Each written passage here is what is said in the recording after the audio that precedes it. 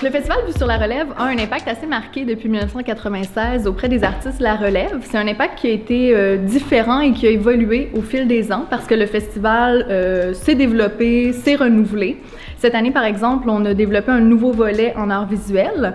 On a aussi invité sur un de nos comités de sélection Sonia Pelletier pour voir un petit peu plus comment se développent les pratiques interdisciplinaires au Québec maintenant.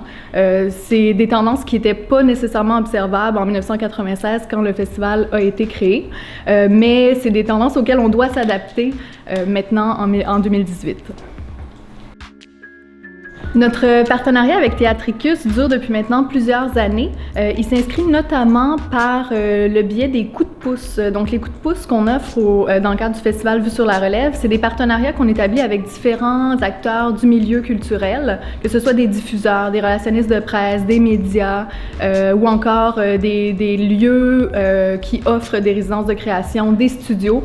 Donc, toutes sortes de partenaires qui offrent une aide supplémentaire au cachet des artistes et qui choisissent un artiste ou plusieurs artistes de la programmation pour leur donner un avantage supplémentaire puis les aider dans la suite de leur carrière. Avec Théâtricus, par exemple, on a un partenariat qui permet d'offrir un coup de pouce à l'ensemble des artistes qui peuvent s'inscrire comme membres en fait de Théâtricus et mettre leurs coordonnées sur le site de Théâtricus pour profiter d'une visibilité supplémentaire.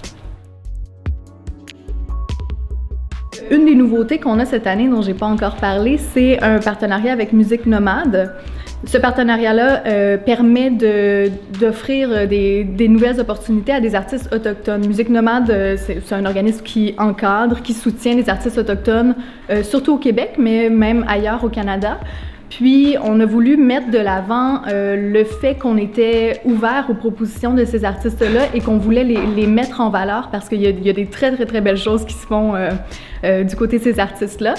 Et je crois que c'est une tendance qu'on va vouloir entretenir là, d'une année à l'autre, de créer des partenariats comme ça avec des acteurs stratégiques pour essayer de diversifier notre offre, mais aussi de démontrer qu'on s'adapte au Québec, qui change beaucoup sur le plan culturel, mais qui change aussi, que ce soit au niveau du numérique ou des nouvelles stratégies qu'on doit implanter dans les événements, dans les festivals.